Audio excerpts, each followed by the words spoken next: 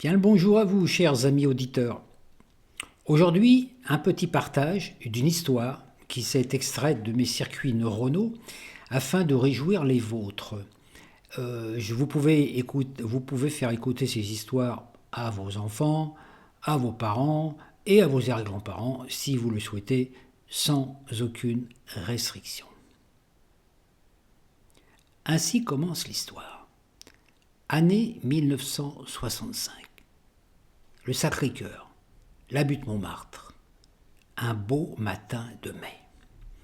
Malgré les brumes matinales qui maintenaient la colline dans une opacité blanchâtre, le soleil envoyait ses premiers rayons printaniers.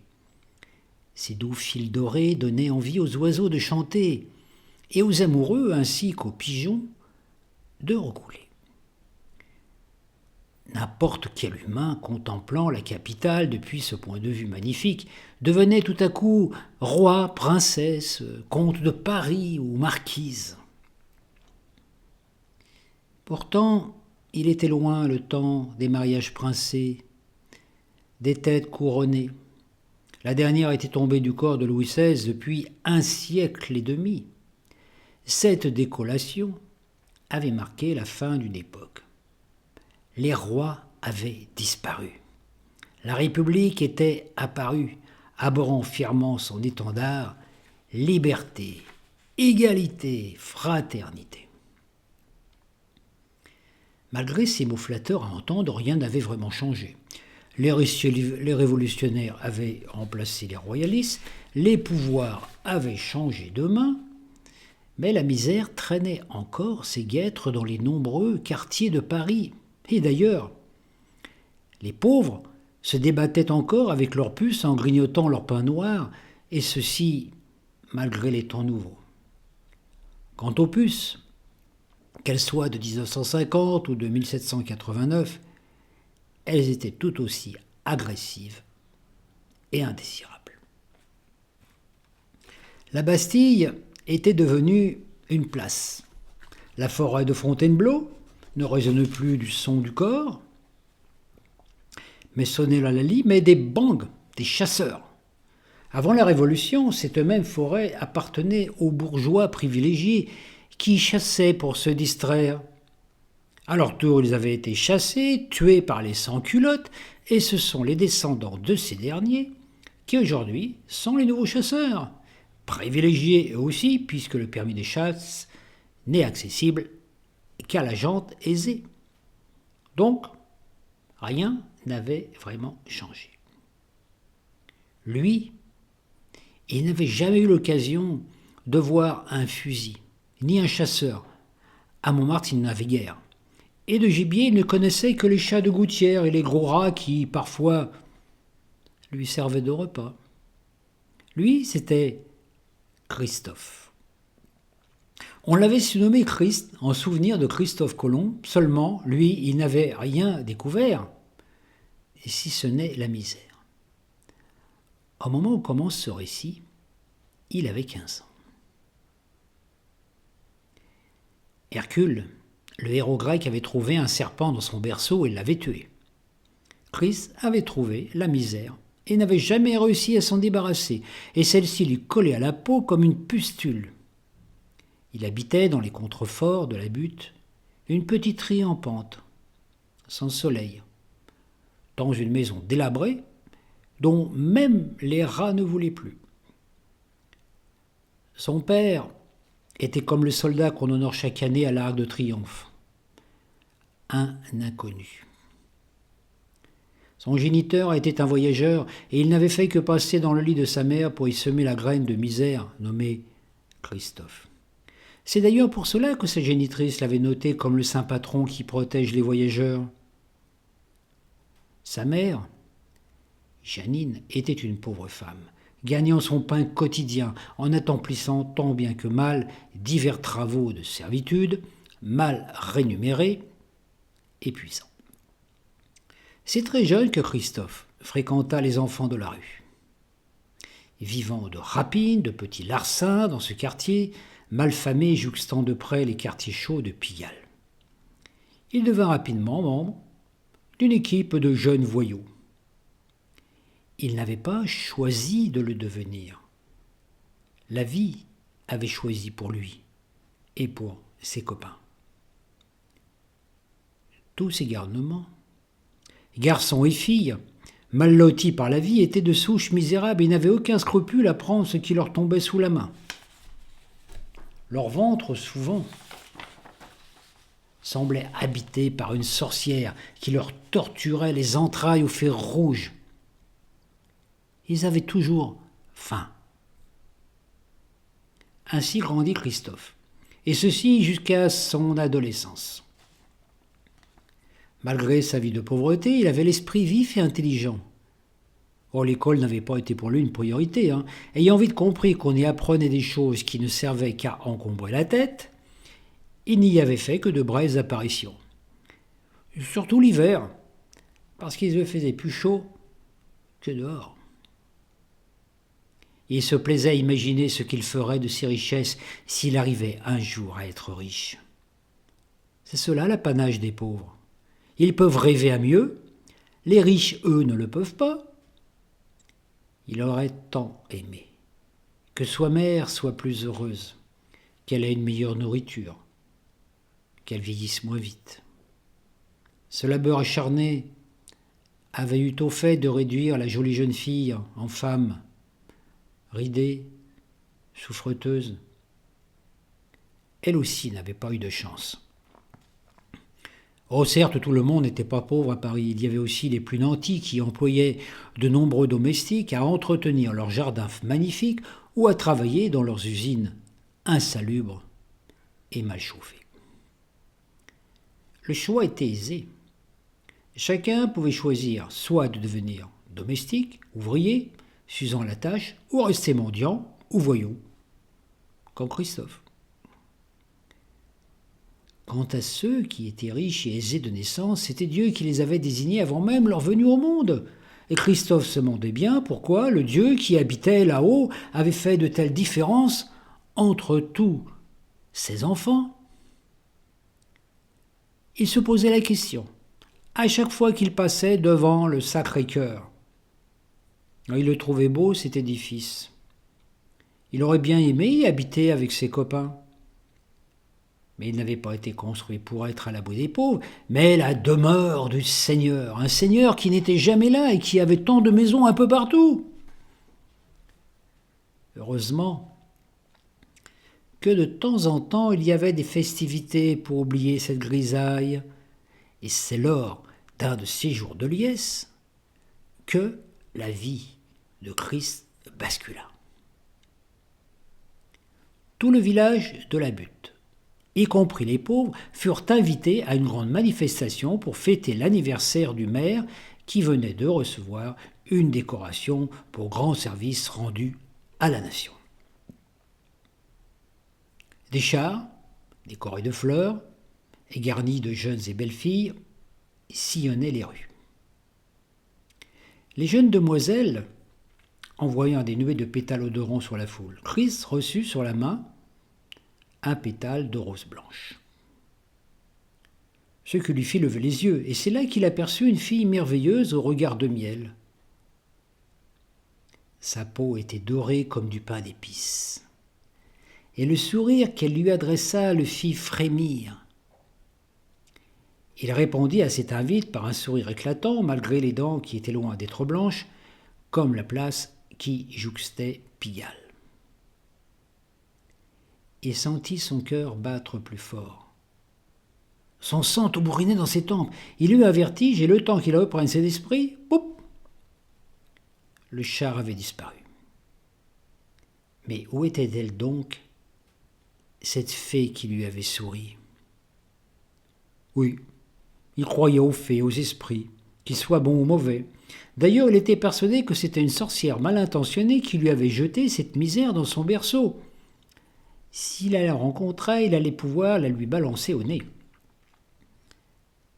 Mais il croyait aussi aux bons esprits, aux lutins farceurs. Lui aussi adorait faire des blagues, et surtout aux fées. Celle qu'il avait aperçue devait en être une. Il en était convaincu. Il avait lu une histoire qui racontait qu'une fée magnifique avait épousé un humain et qu'elle utilisait ses dons magiques pour lui donner tout ce dont il avait besoin. Alors, aujourd'hui, pour la première fois, il pensa à sa chance. Le cortège continua, et bientôt apparurent devant ses yeux éberlés des automobiles rutilants de toutes couleurs, pare-chocs chromés, sièges en cuisse, tableaux de bord en bois, des Chevrolets, des grosses limousines fabriquées en Amérique, et même une Rolls dans lequel se trouvait le maire. Oh, celui-ci était un riche bijoutier, propriétaire d'un musée fabuleux, où étaient exposées des coupes en argent roué ciselé, en or massif incrusté de pierres précieuses, d'épées d'or, et un coffre rempli de pierreries que personne n'avait jamais pu encore voir. Le bruit circulait que la richesse contenue en celui-ci fera de son détenteur l'homme le plus riche du monde. Christ n'avait jamais mis les pieds dans un musée, mais il passait souvent devant la porte d'entrée gardée par les vigiles. C'est un de ses jeunes voisins qui, pour lui faire envie, lui avait raconté ce qu'il avait vu lors de sa visite avec l'école.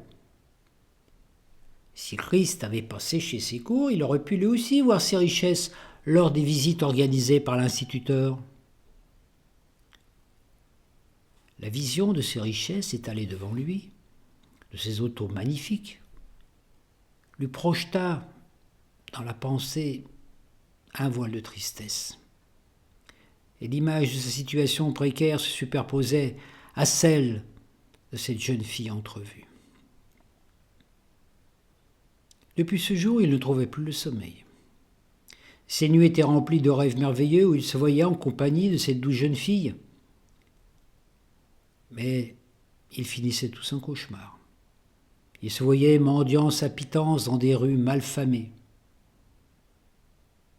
Alors, se réveillant en sursaut, trempé de sueur, il en perdit l'appétit et ne chercha plus de nourriture, passant toutes ses journées à errer dans les rues à la recherche de la belle apparition.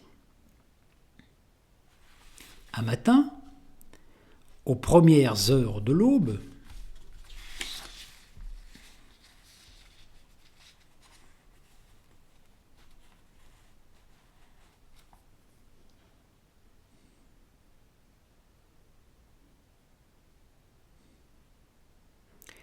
alors que fin saoul, il tentait de rentrer chez lui, il trébucha sur une vieille gourde en aluminium toute cabossée. Il donna un grand coup de pied dedans. Celle-ci dévala la rue en faisant un vacarme épouvantable. Cela le fit sortir de son état comateux. Comment une gourde peut-elle faire un bruit pareil ? Car il en était certain. Il avait entendu comme une voix qui tempêtait, criait. Il s'approcha, regarda de plus près. Le bouchon était à moitié ouvert, et de la gourde montrait une espèce de son, de voix tonitruante. « Quel est l'imbécile qui ose ainsi me réveiller à cette heure ? Es-tu aveugle ou sourd ? Ouvre ce bouchon que je te vois. » Sans réfléchir, Chris obtempéra. Une fumée bleue sortit de la gourde, se densifia sous la forme d'un être immense. « Voilà, je suis quand même assez gros et visible pour que tu me voies. Ça ne va pas, non, de donner des coups de pied dans ma maison ?» ?»« Votre maison ? Une gourde cabossée ? Je me demande bien si la gourde, ce n'est pas plutôt toi. Tu empestes l'alcool, de basse qualité. Tu me parais bien jeune. Pourquoi tu te saoules à ton âge ? » Cette voix forte lui résonna dans les tympans et le dégrisa un peu. Chris rassembla ses esprits et vit que l'apparition immense abhorrait un sourire malicieux et des yeux intenses, profonds. Chris se parla lui-même. « Oh non, j'ai dû boire trop de gin, de mauvaise qualité. Ça me donne des hallucinations. » Et plus fort. « Serais-tu un génie ? comme dans les contes de fées. Oui, c'est cela. Je suis un djinn, un génie, comme Aladdin. Je te suis redevable de ma liberté, car dans ta soulographie, tu as ouvert la gourde dans laquelle j'étais enfermé depuis 500 ans, victime du sort d'un mauvais sorcier.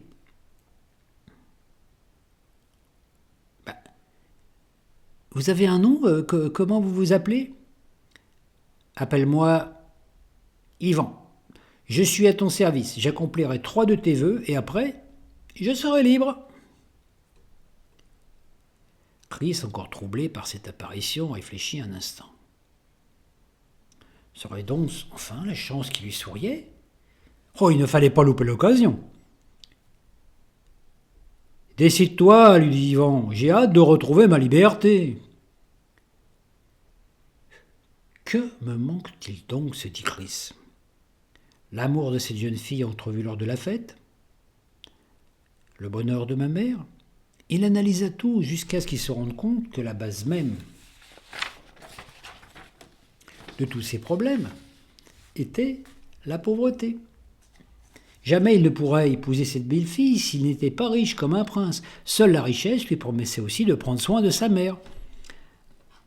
Alors il dit à Yvan, « Écoute-moi, tu vas me conduire dans la salle du musée, là où se trouve le coffre qui doit être rempli de richesses. » Chris n'arrivait pas à imaginer un autre moyen de devenir riche. Yvan fit un geste. Il prononça une phrase magique et Chris se retrouva dans le musée. Une salle entièrement fermée par des grilles munies d'énormes serrures de sécurité. Il appréciait un instant la situation. Se retrouver dans une cage sans avoir pénétré par la porte n'était pas une chose ordinaire. Puis il chercha le coffre et le trouva facilement, puisque c'était la seule chose qui existait dans la pièce. Le reste du trésor devait être ailleurs. Il essaya vainement d'ouvrir le coffre. N'y arrivant pas, il prit son coutelas. Il entreprit de forcer la serrure. Celle-ci résista. Mais Chris, fort entraîné à ce genre de manœuvre, insista et la serrure, dans un clic retentissant, céda à ses instances et il ouvrit le couvercle et vit à l'intérieur. Le coffre était totalement vide. Pas une pièce d'or, pas un bijou. À l'intérieur du couvercle, il y avait un miroir et Chris se vit dedans. Il se vit moche, dépité, rageur. Ses yeux envoyaient des braises ardentes remplies de colère. Pourquoi n'y avait-il rien dans ce coffre? De dépit, il claqua le couvercle.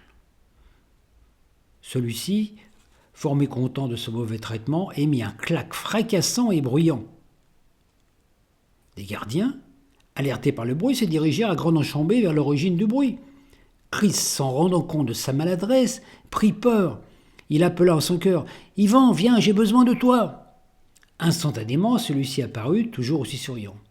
« Que veux-tu, petit maître ?»« Je souhaite que tu me sortes rapidement de là, vite, les gardes arrivent. »« D'accord, mais ce sera ton deuxième vœu. Il ne t'en restera qu'un. » « Ça ne fait rien, dit Chris un peu dépité, car non seulement son premier vœu ne lui avait rien apporté, mais lui coûtait le second.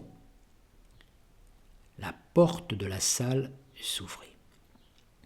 Les gardes ne virent rien. Une grande fumée blanche et bleutée laissée par la disparition du djinn et de Chris. La serrure du coffre étant fracturée, ils ne purent que constater le délit et avertir le maire.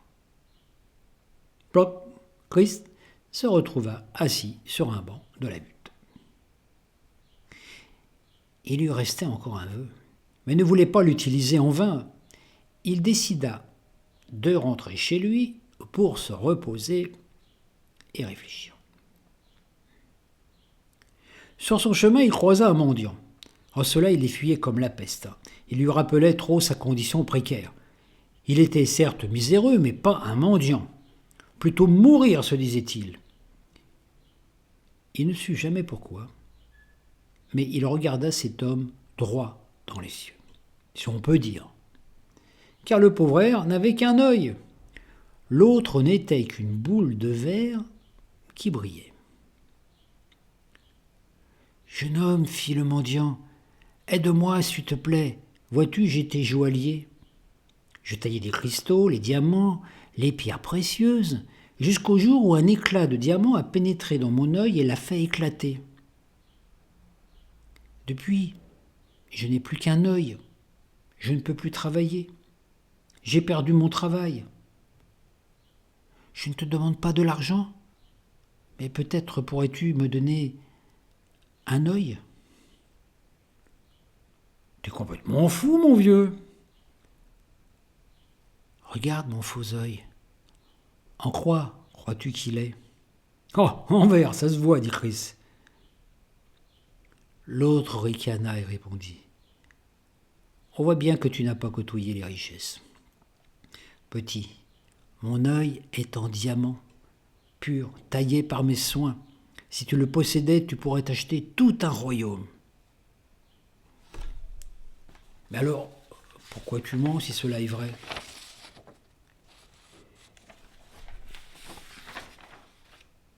Parce que malgré ma richesse, j'ai eu beau proposer des fortunes colossales, personne n'a jamais vu vendre un œil pour remplacer le mien. Mais pourquoi tu ne contentes pas de vivre de tes richesses ? Parce que je m'ennuie. J'aimais mon métier. Il me permettait de créer des objets formidables, de mettre en valeur la beauté contenue dans les pierres. On ne peut pas vivre uniquement de ses richesses si on n'a pas un but dans la vie. Je suis descendu parmi les pauvres pour trouver un œil. Allez, veux-tu troquer ta misère contre cet œil de diamant ? Donne-moi un œil valide et tu deviendras riche. Et puis il t'en restera un. Christ était troublé. Le destin semblait lui donner ce qu'il désirait, mais au prix d'un œil. Il serait donc riche, mais borgne.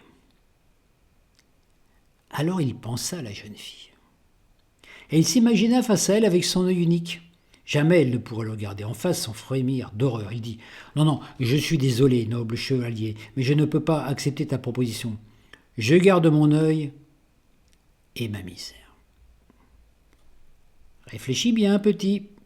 Je suis peut-être l'unique chance de ta vie de devenir riche. C'est Dieu qui m'a guidé vers toi, à cause de ton désir de richesse. » Mais Christ n'écoutait plus. Il pleurait doucement. Pourquoi le destin lui apportait-il tant de souffrances ? Il se retourna une dernière fois pour regarder le mendiant.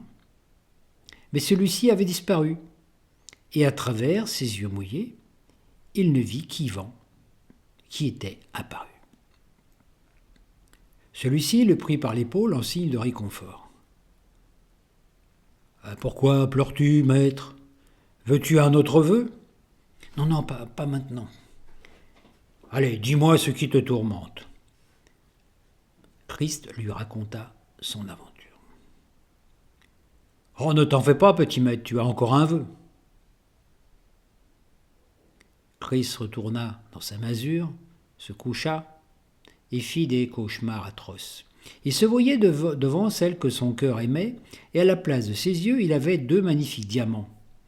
Et la jeune fille se détournait de lui, se mariait avec un autre. Ainsi, se dit-il, mes yeux valent plus que de diamants. Cela lui redonna un peu de courage. Le lendemain, il partit à la quête de sa bien-aimée, à travers les rues de la butte. Soudain, un cri. Il courut vers ce bruit insolite, et là, assis par terre, un homme blessé pleurait. Au bout d'un de ses bras pendait un moignon sanguinolent. Christ prit le bout d'écharpe qu'il avait autour du cou, fit un pansement sonnaire et emmena le pauvre victime au centre de soins le plus proche. Il attendit que celui-ci sorte du dispensaire. Il ne pouvait abandonner ainsi cet homme. Dieu ne serait-il pas en train de lui jouer encore un tour ? Le blessé sortit du centre de soins avec l'avant-bras bandé. Semblant un peu remis de ses émotions, il se dirigea vers Christ. Que s'est-il passé demanda-t-il. Je m'appelle Denis, dit l'homme. Je suis écrivain et fort riche. Je sortais de chez mon éditeur quand un homme s'est serré sur moi avec un couteau et m'a tranché la main. Mais pourquoi vous est-il coupé la main? Ma main ne l'intéressait pas en soi, mais le bracelet que je portais au poignet était si bien fixé qu'on ne pouvait pas me l'enlever. Il valait une fortune. Il vous a donc volé? Oui. Mais cela est peu important. Ce qui compte, c'est qu'il a emmené ma main. À l'évocation de ce souvenir, l'homme chancela. Chris, voulant l'aider, lui dit « Prenez ma main, je vais vous raccompagner chez vous. » L'homme se mit à rire aux éclats. Chris, croyant qu'il délirait, lui demanda « Qu'y a-t-il qui puisse vous rendre si joyeux après cette effroyable épreuve ? » « C'est toi qui me rends joyeux. Tu m'as dit « Prenez ma main ». Et je te prends au mot. Donne-moi ta main. Allez, viens. J'ai un ami chirurgien, spécialiste en greffe. Il ne te fera pas souffrir. Et ainsi, avec ta main, je pourrai continuer à écrire. Oh là là là, doucement, dit Chris. Ma parole n'était qu'une allusion. Je vous ai dit prenez ma main, dans le sens je vous prête ma main pour un instant. Il n'est pas question du tout que je me fasse couper la main pour vous. Ah, mais en échange, je pourrais te couvrir d'or, de richesses et de titres. Tu deviendras respecté, adulé de tous. Je te donnerai un bracelet en émeraude pur qui m'a été volé. Avec ce qu'il vaut, tu pourrais t'acheter la moitié de la ville. Arrêtez de vous moquer de moi, comment pouvez-vous m'offrir ce qui vient de vous être dérobé? Ah, c'est vrai, tu ne connais pas la vérité. Le bracelet dérobé était un faux. Je l'avais fixé avec soin pour qu'on croie qu'il était vrai. Le véritable est dans un coffre très bien gardé. En somme, vous avez perdu votre main pour une babiole. Si vous ne l'aviez pas fixée, on ne vous aurait pas coupé la main. Je sais, mais en fait, c'est la volonté de Dieu qui se manifeste ainsi. Ma main n'était plus très jeune et la tienne est fort habile. Allez, viens, je te donnerai le bracelet en échange. Christ était à nouveau en plein dilemme. Troquer sa main contre la richesse. Il s'imagina alors avec sa main tronquée. Non, c'était pas possible. Je ne peux pas accepter ce marché, ma main m'est précieuse. Ben si, insista l'homme. T'en as-tu pas assez de ta misère?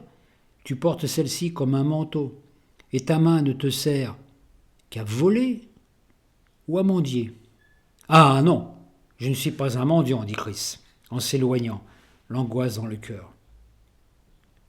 Cette torture ne finira-t-elle donc jamais? Il va sans dire que sa nuit fut agitée. Il rêva. Il était dans un lit soyeux avec sa douce amie. Elle était nue et belle, offerte à son amour. Il ôtait ses gants et ses mains étaient en émeraude pure.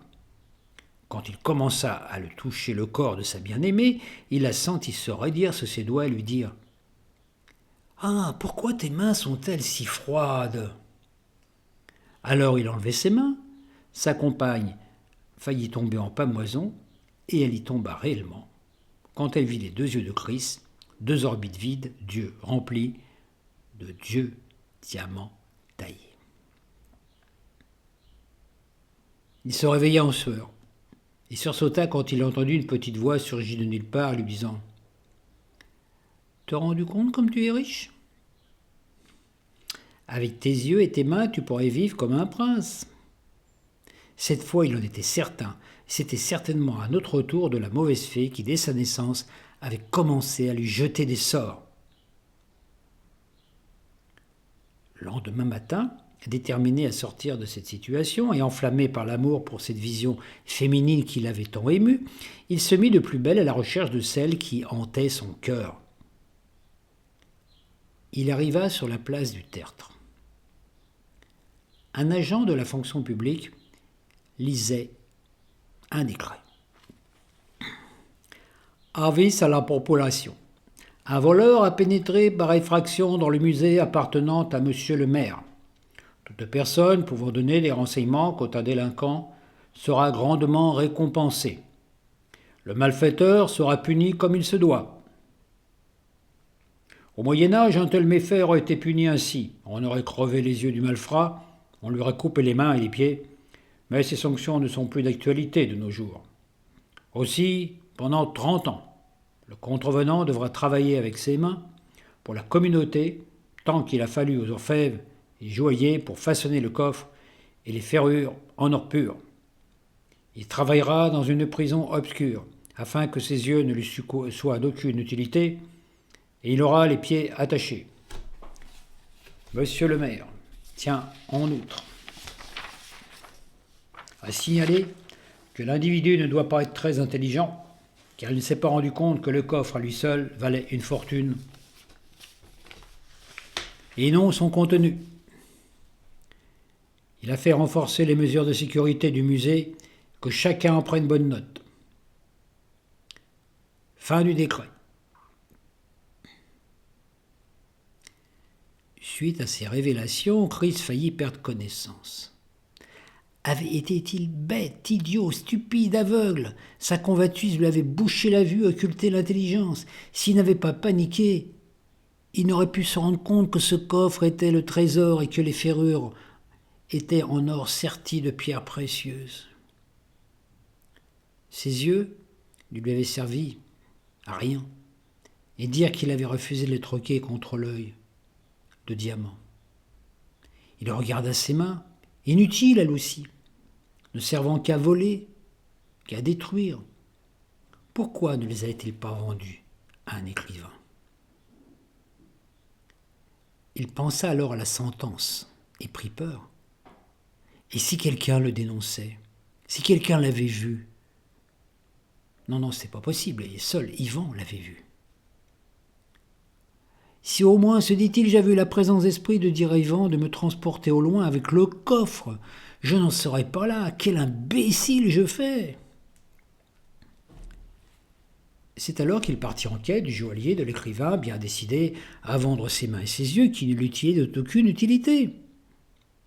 Il chercha pendant de longs jours, fréquentant les endroits où il les avait rencontrés. Mais il ne les trouva point.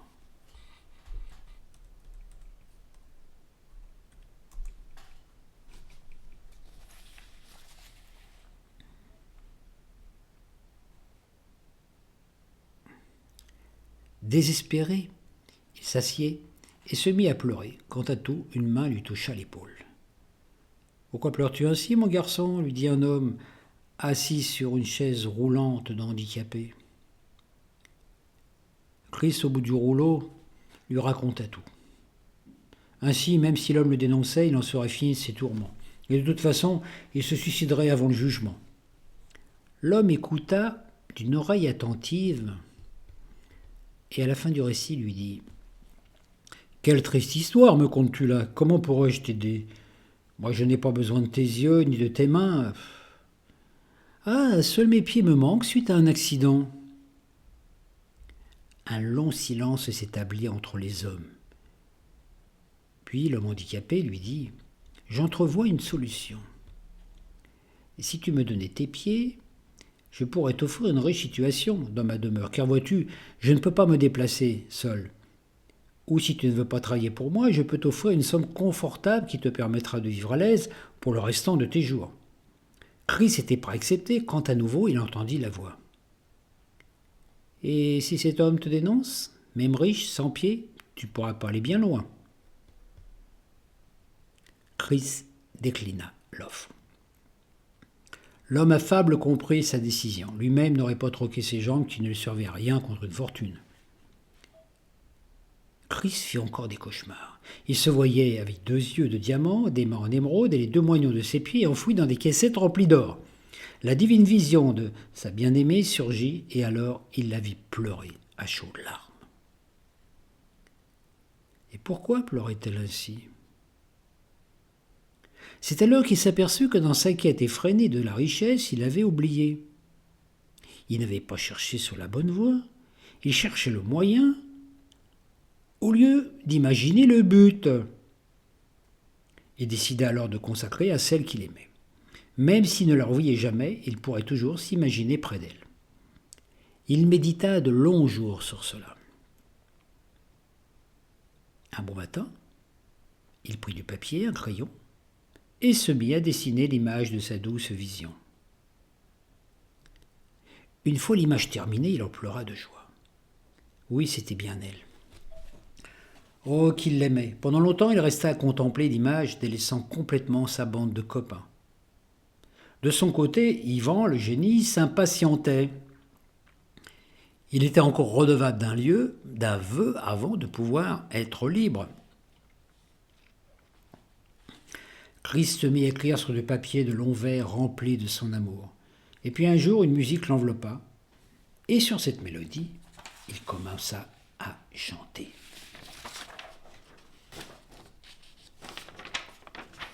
Elle était si jolie que je n'osais l'aimer.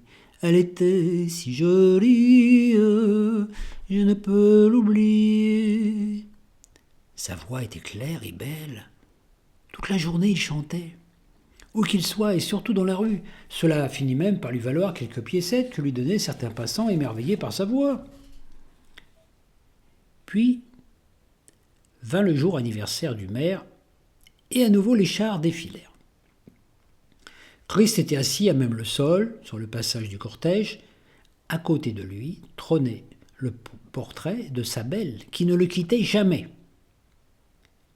Tout occupé à son chant, il ne vit pas le char de la jeune fille, mais quand un pétale de rose embaumé tomba sur sa main, il leva les yeux et la vit, habillée en blanc comme une mariée. Elle jetait des fleurs bénies sur la populace. Oh oui, c'était elle, si belle, si radieuse, comme sur le portrait. Celle-ci remarqua le tableau et son cœur chavira. Comment un homme avait-il pu peindre son portrait alors qu'elle ne sortait jamais de chez son père? Christ se mit à chanter si fort et si bien que la foule devint silencieuse. Le son de sa voix montait haut et clair, les paroles rebondissaient comme les gouttes d'eau d'une cascade tombant sur une rivière de diamants. La jeune fille fut émue. Elle pleura de joie. Le maire, entendant ce chant, se demanda bien qui était l'heureux élu de ce jeune chanteur. La jeune fille chercha un mouchoir pour sécher ses yeux remplis de larmes. Elle les essuya, et quand elle ouvrit à nouveau ses yeux, Christ avait disparu. Dans sa précipitation, il avait oublié le tableau. Il était parti comme un malpropre. Il se sentait sale d'avoir voulu dérober le coffre qui appartenait au frère de la jeune fille. Jamais il ne pourrait la regarder en face sans avoir honte. Elle prit le portrait abandonné et l'emporta avec elle. Elle ne souriait plus, et pendant de longs mois, elle pleura devant le tableau. Elle savait que celui qui avait peint ce portrait l'aimait de tout son cœur, et elle aussi en était tombée amoureuse sans même le connaître. Mais pourquoi avait-il disparu? Pourquoi était-il si cruel? Depuis ce jour, Christ cessa de chanter. La foule, privée de son plaisir, commença à s'agiter. Certaines commères prétendaient que c'était le maire qui l'avait fait enlever le chanteur parce qu'il n'en voulait pas comme mari pour sa fille, ou qu'on lui avait interdit de chanter. Chris, sale, hirsute, dépressif, se morfondait, il pleurait. Il était désespéré. Yvan vint le voir et lui dit « Dis donc, petit maître, quand tu vas me libérer, serais-tu donc un tortionnaire, égoïste? Tu aurais tout de même mieux fait de me laisser dans ma gourde. Aimerais-tu donc emprisonner les gens après les avoir libérés ou enchaînés ?» ?»« Que veux-tu dire ?» dit Chris. « Tu as enfermé en ton cœur une belle et jeune fille. Elle s'est morfond en pleurant. Dans ce cœur si froid, tu souffres inutilement. Tu fais souffrir les autres. N'entends-tu pas la révolte qui gronde ? Que puis-je y faire ? Ce n'est pas de ma faute. Que tu crois ? Tu n'es pas innocent. Ouvre les yeux et tes oreilles. Va voir dehors et écoute ce que crie la foule. Chris obéit. Oh, sans conviction. Il ouvrit la fenêtre et entendit le bruit d'une foule qui manifestait en criant. Mère, libère notre chanteur. Il doit épouser ta fille et devenir ton gendre. Tout le village a besoin de sa voix, qui enchante le Sacré-Cœur et toute la butte Montmartre. Chris était abasourdi. Ainsi encore, il provoquait le mal autour de lui. Sera-t-il donc maudit ? Je vais utiliser mon dernier vœu, dit-il. Bien, maître. Mais avant que tu prononces celui-ci, je dois te dire quelque chose d'important. Vas-y, je t'écoute. Te rappelles-tu cet homme qui voulait acheter ton œil, cet autre qui voulait ta main, et celui qui voulait tes pieds ? Oui. Mais pourquoi tu me parles de cela maintenant ? Dis-moi, que t'ont appris ces gens ? Que j'étais riche avec mes yeux, mes mains, mes pieds, mais en fait que je ne peux pas me servir de cette richesse. Tu crois cela ? Oui. Eh bien, tu te trompes. Tes yeux t'ont permis de voir ta bien-aimée et d'en mémoriser l'image. Tes mains t'ont permis de reproduire sur une toile et de déclarer ton amour. Ensuite, ta voix fait le reste. Tes pieds t'ont amené à te déplacer dans la rue pour protéger cela. La voilà ta richesse. Ah, tu as peut-être raison. Dis-moi, petit maître, comment as-tu trouvé ma prestation d'acteur ? Que veux-tu dire ? Ces personnages que tu as vus n'existent pas. C'est moi qui t'ai joué des tours pour voir si ta cupidité te ferait commettre l'irréparable. Voilà pourquoi tu ne les as jamais retrouvés. Commettre l'irréparable, et si c'était une illusion ? Tu ne m'aurais quand même pas coupé la main par jeu ? Non, bien sûr, mais c'est toi qui te laisserais couper pour me l'offrir. Ainsi, une illusion, comme tu dis, peut provoquer bien des réalités. Mon Dieu, que j'étais aveugle. Et puis dis-moi, as-tu compris la leçon du coffre ? La leçon du coffre ? Oui, qu'est-ce qu'il t'a appris ce coffre ? Que j'étais un sot de ne pas avoir vu qu'il était le trésor. Et puis quoi ? C'est tout. Regarde dans cette glace d'Ivan. Que vois-tu ? Moi ? Oui, mais comment te vois-tu ?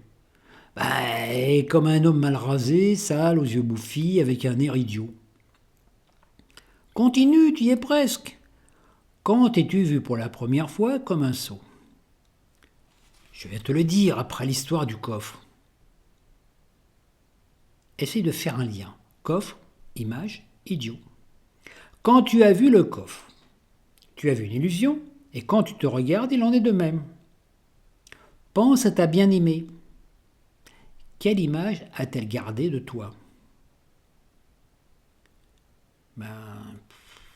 Celle que je lui ai présentée l'autre de nos dernières rencontres.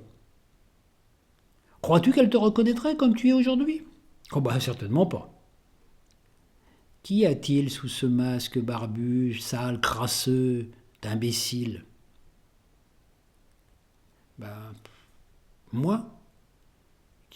Celui que j'étais avant ? Alors, tu crois voir un sot alors que les autres voient en toi un chanteur à la voix d'or ? Ah oui, peut-être. Non, c'est la vérité. Tu t'es encore dans la même erreur que devant le coffre. Tu veux dire par là que je crois voir un coffre vide alors qu'il est le trésor et que je vois un idiot là où il y a un chanteur amoureux et talentueux. Tu as trouvé ! Le miroir du coffre t'a renvoyé l'image de ce que tu croyais être. Tout comme le fait du miroir aujourd'hui. Mais tout cela est faux. Change ta vision de toi-même et tout changera. Ouais, mais comment faire ? Tout d'abord, lave-toi. Fais-toi beau. Regarde-toi à nouveau dans la glace et chante. Chris, un peu dérouté, obéit au conseil du djinn, puis, quand il fut prêt, il retourna le voir. « Ah, vous voilà, maître, comme vous êtes beau !»« Oui, mais comment retrouver la jeune fille maintenant ?»« C'est peut-être le moment d'utiliser ton vœu, non ?»« Ah, c'est vrai. Alors, voici ma demande. Je veux me retrouver devant elle et l'épouser. Pour cela, transforme mes habits et vêtements princiers et octroie-moi la richesse pour que ma demande soit acceptée. »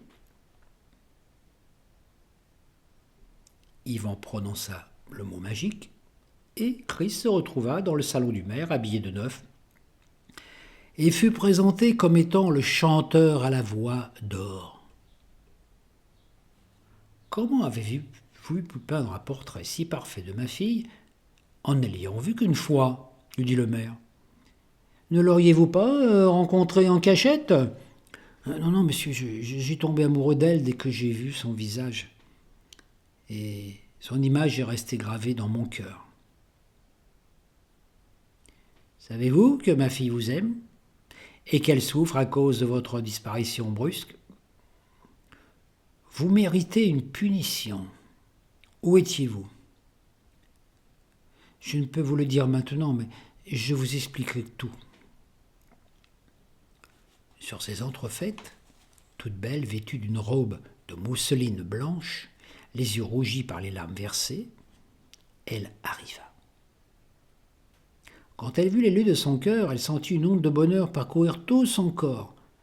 Elle s'approcha et son regard embrasa celui de Christ. « Peux-tu chanter pour moi ?» dit-elle. Il obtempéra. Sa voix belle et cristalline fit pleurer de joie tous ceux qui étaient présents.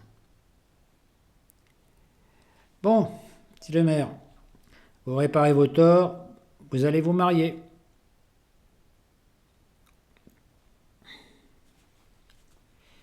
« Viens, dit-il à Chris, j'ai quelque chose à vous montrer. » Ils se rendirent au musée, dans la salle du coffre.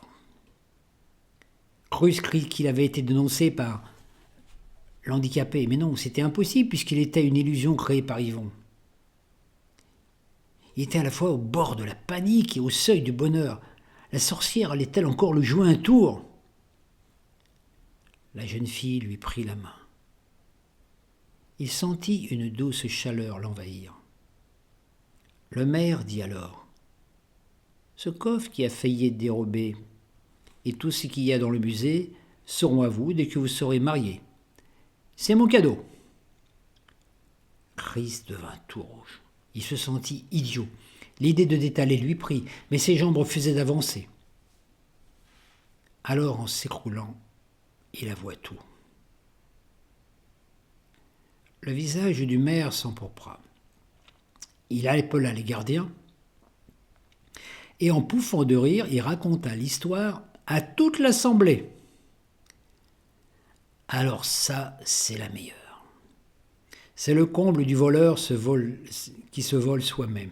Si tu avais réussi à dérober, tu aurais été ainsi privé de plaisir de l'avoir sans effort. Je te pardonne ton méfait, car c'est par amour et non par cupidité que tu l'as accompli. Chris remercia le maire et, enivré de bonheur, embrassa sa bien-aimée.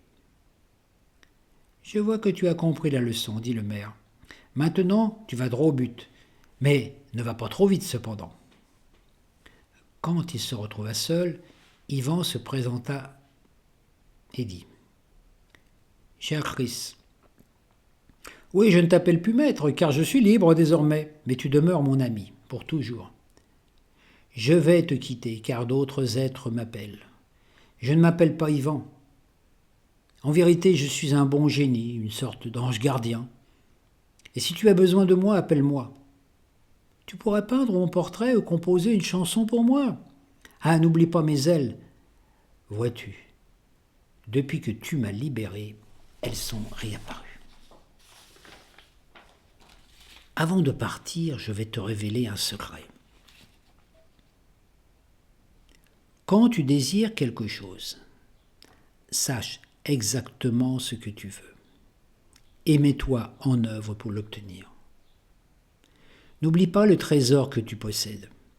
Ton corps voit lui seul tous les temples du monde, tes mains valent tout l'or du monde, tes pieds valent tous les coffres, tes yeux valent toutes les émeraudes du monde, et ton amour vaut à lui seul tout ce que tu aurais jamais pu convoiter. Sache te servir de ces trésors, sois tolérant avec les autres, aime les autres, partage ton abondance avec tous, car tous t'aimeront. L'amour que tu éprouves pour ta bien-aimée grandira encore et toujours. Plus tu le partageras avec les créatures de l'univers, plus il deviendra fort, puissant, beau, éternel. Ce que tu désirais, tu l'as obtenu. Mais que de souffrances as-tu enduré et fait endurer aux autres? Si ton premier vœu avait été les premiers que tu as prononcés, nous aurions évité bien des tracas. Tu n'aurais pas eu besoin des autres vœux. Sur cela, Ivan s'envola vers le soleil et disparut.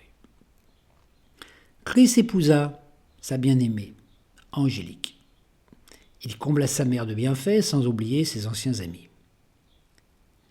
La butte Montmartre devient un lieu magnifique, un repère pour les amoureux, pour les chanteurs, pour les peintres spécialisés dans les portraits et ceux qui, tout au long de ces rues, chantent des mélodies d'amour. Le moulin rouge, trop occupé à contempler les étoiles, laissa tourner ses ailes au gré du vent. Un peu plus bas, rue Pigalle, des femmes arpentaient le trottoir et vendaient pour dessous leur corps aux hommes au mal d'amour, tout en gardant au fond du cœur l'espoir qu'un jour, elles aussi, trouveront le grand amour, celui qui les sortira de leur triste sort. Elles ne savent pas encore que leur corps est un trésor, mais un jour, comme Christ, elles le découvriront. Peut-être en tapant dans une bouteille, oubliée dans un caniveau. Fin de l'histoire. Merci pour votre écoute.